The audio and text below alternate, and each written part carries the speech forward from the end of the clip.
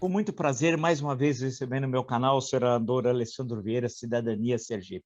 O senador todos conhecem, tem uma participação muito ativa no Senado e alguns o conheceram mais recentemente, durante quase um semestre dos trabalhos da CPI da pandemia, que foi na minha leitura, a mais importante CPI da história do século XXI do Senado. Senador, muito obrigado por o senhor ter me atendido no meu convite, senador. E a primeira pergunta eu já encaixo já de antemão o seguinte: no caso do Cidadania, senador, o senhor, apesar da decisão já tomada, mas acho que vai até maio, não sei a confirmação, se eu estiver errado, o senhor me corrige. O senhor é a favor, in totum, da federação ou preferia ou prefere que o partido vá sozinho para as eleições de 2 de outubro desse ano? Obrigado por ter atendido o meu convite. É um prazer estar aqui conversando novamente, professor. Veja, a federação é um instrumento muito novo. O meu voto foi pela abstenção, o meu posicionamento contrário à federação, não por nenhum tipo de veto ao PSDB, ao João Dória, ou a quem quer que seja. Eu entendo que faltam regras mais claras para preservar a construção política na base, nos municípios, porque a federação, muita gente está confundindo com a coligação, mas a federação é um vínculo verticalizado por 4 anos. Então, os impactos são muito grandes e não foram devidamente medidos. O partido, pelo mínimo de votos, decidiu pela federação e, a partir daí, eu me engajo para construir essas regras, para tentar viabilizar para que aconteça. Eu acho que todos nós devemos, da melhor forma possível, participar dessa construção de uma terceira via, de partidos melhores, mais democráticos, e é o momento que eu estou vivendo. Não tenho restrição, mas, particularmente, acho que muito melhor seria tocar as campanhas e, mais adiante, você ter a possibilidade de coligações. Eu pergunto ao senador, eu li a nota do Cidadania, mas só para quem nos acompanha, o senador continua como pré-candidato à presidência da República, e no caso afirmativo, por quê? Nós temos uma decisão da executiva do partido, por unanimidade, do Diretório Nacional, também por unanimidade, defendendo a candidatura. Então, eu não posso simplesmente abandonar essa situação. Eu tenho atuado, e desde o início eu falo sobre isso, na busca de garantir nomes competitivos e diferentes de Lula e Bolsonaro. Isso começa a se afunilar. Eu acho que o processo completo só vai acontecer daqui a alguns meses, talvez pelo menos 6 semanas, mas mais provavelmente alguns meses, e a gente tem que participar desse processo para garantir que assuntos importantes permaneçam em pauta: educação, redução de desigualdade, formas de atuar no Congresso sem mensalão e sem orçamento secreto. E esses assuntos são importantes e eu consigo trazer isso à baila. Mas no momento que for necessário, for oportuno, a retirada de nome, não vejo problema, não tenho nenhum tipo de vaidade pessoal de participar desse processo. Eu tenho, sim, uma obrigação como cidadão de garantir o melhor processo possível. Senador, mesmo nós estamos ainda muito longe das eleições, né, a 2 de outubro, mas as pesquisas, inclusive uma divulgada hoje, as pesquisas mais ou menos apresentam um quadro, mesmo com divergências metodológicas, etc., mas um quadro muito parecido, ou seja, Lula na frente, algumas vezes bem na frente, em segundo Bolsonaro, o terceiro lugar, algumas vezes Ciro ou Sérgio Moro, e aí as outras alternativas sempre com 3, 2, 1%, e algumas delas, como do Partido Novo, sem nenhuma indicação por parte dos consultados na pesquisa. Isso se reafirma. Eu pergunto ao senhor, esse quadro pode transformar o primeiro turno no segundo turno, ou seja, com a consolidação de duas candidaturas que apaguem outras alternativas, a terceira, a quarta, a quinta, a sexta via, não importa? Parece que não há um encantamento por parte, ao menos dos pesquisados, claro que a eleição está longe. Como é que o senhor vê essa espécie de petrificação do processo eleitoral desde agora? É uma possibilidade, inclusive, bastante razoável, em especial porque nós temos uma situação de desgaste, de exaustão da população. O governo Bolsonaro é um governo exaustivo, você tem problemas todos os dias e você não tem nenhuma solução, nenhum esboço de solução. Isso gera uma ansiedade, e essa ansiedade acaba vetando ou barrando o crescimento de novos nomes. Isso pode ser alterado. Quando você vai para a pesquisa, inclusive a pesquisa IPESP divulgada hoje, você percebe que existem vários nomes com grande potencial de crescimento. E alguns outros que mostram sinais muito evidentes também de estagnação, porque não tem mais margem para crescer. Já são muito conhecidos, mas se tornaram muito rejeitados. O desafio é não cair na armadilha de 2018. Em 2018, os grandes partidos fizeram um movimento muito óbvio e que é cotidiano na vida deles. Preservar seus caciques, os mesmos nomes de sempre, os mesmos métodos de sempre. E o resultado foi entregar a eleição para Jair Bolsonaro. Agora, se nada mudar, a gente vai repetir essa mesma receita. A gente vai defender os mesmos nomes, com rejeição, as mesmas formas, aquele acordão tentando construir um maior volume de recurso e de tempo de TV, mas sem ouvir o cidadão, sem ouvir o eleitor. E não tem como mudar o resultado repetindo a mesma fórmula. É justamente isso, senadora. Quem acompanha o noticiário, aqui no canal nós comentamos diariamente o noticiário político, especialmente político brasileiro, a gente vê alternância, olha um, hora outro. Por exemplo, o governador do Rio Grande do Sul, Eduardo Leite, participou das prévias do PSDB, acabou sendo derrotado, mas a todo dia sai nos jornais a notícia, ele deve ir para o PSD, vai ser anunciado esse nome depois do Carnaval, aí fala-se de outro, e aí assim por diante. Os nomes são apresentados, são feitas composições, ao menos no noticiário jornalístico. Agora, o que causa estranheza é que não há uma discussão ideológica.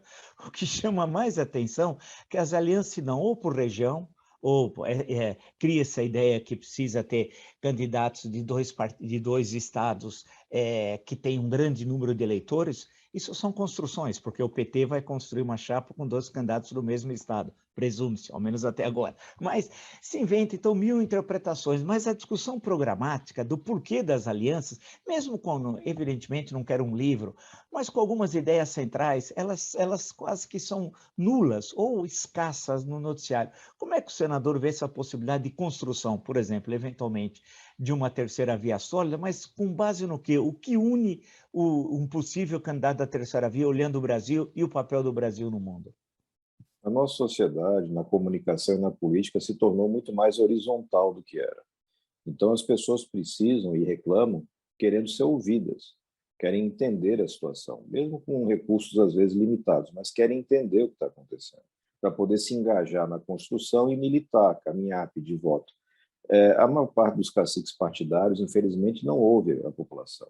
Eles continuam achando que do seu gabinete em Brasília você pode traçar uma estratégia mágica, mirabolante, e isso vai entrar na cabeça das pessoas como se fosse goela abaixo. Não funciona mais. E já há bastante tempo. Basta analisar como foi a última campanha. Foi uma campanha de um candidato que tinha quase nada de tempo de TV, nenhum apoio formal, conseguiu uma grande onda popular de votos. A gente tem rejeições, eu tenho restrições severas ao governo Bolsonaro, elas são públicas, mas é um presidente extremamente popular e que foi eleito legitimamente numa grande onda. Aquele sentimento, professor, continua absolutamente presente. As pessoas estão cansadas da velha política, as pessoas têm um desgosto muito grande com seus representantes, e esse desgosto é plenamente justificado, é um desrespeito constante aos interesses verdadeiros do povo, coisas como fundo eleitoral, acordões, orçamento secreto, acontecendo todos os dias, as pessoas desempregadas, passando fome, sem expectativa nenhuma de um futuro mais promissor. Isso vai se refletindo em revolta.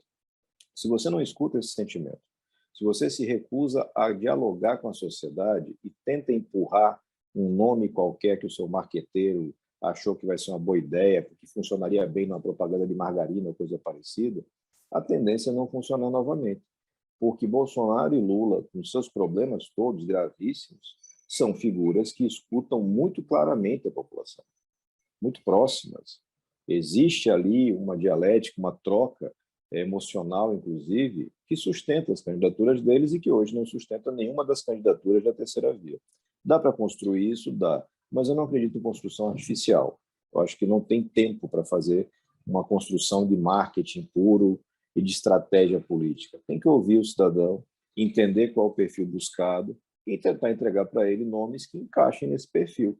Então, se o Brasil quer uma pessoa conservadora, tem vários conservadores de verdade no Brasil, honestos e competentes, que podem entregar um serviço. Se quer um progressista, da mesma forma, você tem um monte de gente honesta e competente que pode entregar o serviço. Se eu não apresento, é Lula e Bolsonaro, aquilo que figura no imaginário popular. Uma questão, senador, para sua apreciação e principalmente para quem acompanha diuturnamente a vida política de Brasília e tal. Deixando de lado o ex-presidente Lula, o PT ficou 13 anos no poder e Lula ficou 8, a caso do presidente Bolsonaro, né? Que esse é candidato à reeleição, então ele acaba tendo eleitoralmente um perfil diferente. Como é que o senhor poderia explicar ou compreender que ainda há uma parcela considerável do eleitorado, em torno de 20%, alguns falam 25%, que votariam em Bolsonaro depois da tragédia da pandemia, por exemplo, né? Entre outros fatores, mas vamos pegar esse que é o mais devastador, tal. E tudo que foi revelado pela CPI, o senhor foi um dos mais brilhantes participantes. Depois de tudo aquilo, daquela tragédia, como explicar Bolsonaro? Eu aproveito, colocaria a seguinte questão, eu tento entendê-lo, mas não consigo, por isso que eu estou perguntando ali, porque ele não é um bom orador, poderia seduzir pela oratória, não, é um homem de 500 palavras, citando. Ele não tem uma linguagem gestual como os caudilhos latino-americanos, também não tem. Ele não escreveu um livro, alguma coisa bombástica que pudesse sustentar de falar, olha, ele é incrível. Ele não tem grandes ideias, quer dizer, não há nada que poderia, dentro do classicamente estabeleceria uma relação de empatia do eleitorado com ele.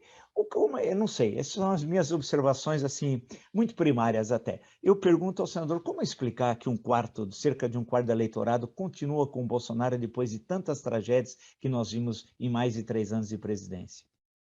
Primeiro, você tem uma vinculação emocional, né? A pessoa entregou seu voto em 2018 e tem, de certa forma, uma percepção de parceria, de sociedade com o seu eleito. Isso persiste.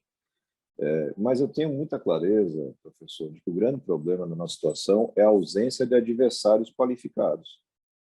Qualificados na seara que eu descrevi, capazes de comunicar com este mesmo público que em 2018 escolheu Jair Bolsonaro. Porque o público que escolheu o Fernando Haddad, naturalmente escolherá Luiz Inácio Lula da Silva, não há por que mudar. Isso deve se repetir, deve ter até um acréscimo de votos por conta do perfil muito mais midiático e a história de vida do ex-presidente Lula. Mas tem uma massa imensa de eleitores brasileiros que ou se abstiveram ou votaram no Bolsonaro. É preciso conversar com essas pessoas, ouvir essas pessoas. E do leque de candidatos apresentados, poucos conseguem furar essa bolha, poucos conseguem conversar com esse público, respeitar suas demandas, respeitar aqueles desejos e tentar representar isso de uma forma séria, honesta, transparente. Sem aparecer um nome que possa receber essa esperança, ela tende a retornar para Bolsonaro, meio que por gravidade. A gente viu que Bolsonaro caiu bastante, e ele começa a ter uma certa retomada, estabilidade primeiro, depois retomada de votos, de intenção de votos, e isso é reflexo da fraqueza dos adversários, e eu estou incluído nesse grupo. A fraqueza dos adversários permite que as pessoas cheguem à conclusão de que não tem jeito e o único anti-Lula será Bolsonaro. Bolsonaro não é nem nunca foi anti-Lula. Bolsonaro é um espelho do Lula. Na ignorância, na ligação com o Centrão, a corrupção endêmica, a proteção aos filhos envolvidos em negócios ilícitos. Eles são muito parecidos. Eles são muito parecidos, mas conseguem comunicar diferenças. Essas diferenças ressoam na alma do brasileiro e você tem essa percepção de votos. Eu acho que tem espaço para reverter isso, mas não com a atual postura dos líderes partidários, que continuam encastelados nos milhões, quase bilhões de fundo partidário e fundo eleitoral e fazendo escolhas absolutamente questionáveis sob o ponto de vista da democracia. A seguir esse mesmo roteiro que temos hoje, a tendência é de uma permanência de Bolsonaro ou um retorno do Lula. As duas situações, para mim, são retrocessos sociais democráticos gravíssimos. No caso da janela partidária, agora em março, então por volta da primeira semana de abril, senador, o senhor considera que aí, depois do troca-troca partidário, de muitos que se licenciaram ou tiveram de renunciar, melhor dizendo, aos seus cargos para serem candidatos, pode aparecer novos candidatos, é o que se fala, eu citei anteriormente, Eduardo Leite, que para ser novo também teria que apresentar as propostas, não é só ser novo, não é uma questão etária e de aparecer no último momento, mas vamos aguardar, presumo que ele deva apresentar um pré-programa, algumas ideias, mas o senhor acredita? Porque eu vi que já no ano passado se falava, não, quando começar 2022, esse cenário vai estar mais claro. Passamos de janeiro, terminando fevereiro, Aí chega março, a eleição continua no dia 2 de outubro, não foi alterada, portanto, o tempo vai diminuindo, até para que o eleitorado brasileiro, e são milhões, não sei se agora são 145 milhões, alguma coisa assim, de eleitores, possam tomar conhecimento de quem são os candidatos, especialmente à presidência da República. Eu pergunto, será que então, a partir de abril, na leitura do senhor, o quadro já vai estar mais claro? E, salvo engano, o senhor me corrija, no final de maio, acho que é 30 de maio, que o STF decidiu, é tudo em cima da hora também, porque a legislação no Brasil é uma bagunça, que é até o momento que pode fechar a federação, porque pode ter alguns movimentos aí. Como é que o senhor vê essa questão? Primeiro, do mês de abril, que vamos ver se as flores de abril, tem uma música do Toquinho do Vinícius, e essa questão de definir essa questão da federação. Como é que o senhor analisa isso? Eu acho que as federações terão um impacto menor do que se imagina hoje, mas a janela sim. A janela tem um impacto muito grande e a partir do momento que você fixou valores tão astronômicos para fundo partidário e fundo eleitoral, essa mudança, essa rodada de nomes pelos partidos vai fazer toda a diferença. Hoje, qualquer partido, um partido de pequeno porte, como é hoje o Cidadania, vai ter mais de 100 milhões de reais para fazer campanha. É uma coisa absurda em termos de valores, mas isso impacta diretamente. Quando você fechar isso, a gente fecha lá dia 2 de abril, aí você tem clareza de quem está de cada lado, já se sabe muito bem quais são os partidos que têm intenção de participar efetivamente da corrida eleitoral presidencial e aqueles que vão focar apenas na eleição ou reeleição de bancadas parlamentares para ter mais acesso a fundo partidário eleitoral. Acho que, como eu disse, algumas semanas, imagino que meados do mês de abril, você vai ter toda a clareza de quem está e quem não está na corrida e como é que isso pode acontecer. Eu torço para que a gente tenha lá bons nomes dessa chamada terceira via que possam receber a esperança dos brasileiros, porque a rejeição ela já está distribuída entre Lula e Bolsonaro. Uma última questão, senador. Bolsonaro e a Ucrânia. Bolsonaro fez uma visita patética à Rússia, né? Todo o Brasil acompanhou, o mundo ficou estarrecido, ele é uma pessoa de semi-letrado, tem problemas cognitivos graves e nem sabe direito o mapa da região, quanto mais entender as complexas questões geopolíticas seculares da região. Como é que o senador analisa agora essa posição do Bolsonaro, a visita à Rússia tão recente e a posição agora frente à invasão da Ucrânia e o governo ucraniano sendo obrigado a se render porque há uma desproporção absoluta de forças? As pessoas esperam que Bolsonaro, em algum momento, se comporte como um presidente da República, como um estadista. Isso não vai acontecer, ele não é nenhuma das duas coisas. Ele é um cidadão que chegou à cadeira legitimamente pelo voto dos brasileiros, mas que não tem a menor condição intelectual, moral para ocupar o cargo. Para nossa felicidade, pelo menos parcial, hoje Jair Bolsonaro é absolutamente irrelevante no mundo. As pessoas têm por ele um desrespeito completo, um desprestígio completo. Então, ele visitar ou ele não visitar não muda em nada a percepção que o mundo tem do Brasil, porque ela já é muito ruim. É o país da volta do desmatamento acelerado, é o país que não respeita liberdades, é o país que não respeita medidas básicas sanitárias de combate à pandemia, então isso não muda nada. A novidade é que cada vez mais dentro do Brasil também não faz muita diferença o que Bolsonaro faz e fala, porque a credibilidade é cada vez menor. Ela é restrita a um personagem de internet, é uma figura que você acompanha, como acompanha alguns youtubers, alguns influencers, figuras que gostam ou que exercitam diariamente piadas, grosserias, atos grotescos na rede social para manter seguidores e ganhar dinheiro. No caso de Bolsonaro, ganhar eleitores ou manter eleitores. Mas isso não muda nada para o Brasil já chegou nesse aspecto, acho que no fundo do poço, e só a eleição vai mudar esse cenário. Legal. Senador, muito obrigado mais uma vez por conceder entrevista ao meu canal e desejo boa sorte ao senador na pré-candidatura e na sua atuação política, eu acho que é muito importante para o Brasil. Obrigado, senador. Muito obrigado, é sempre um prazer estar com vocês.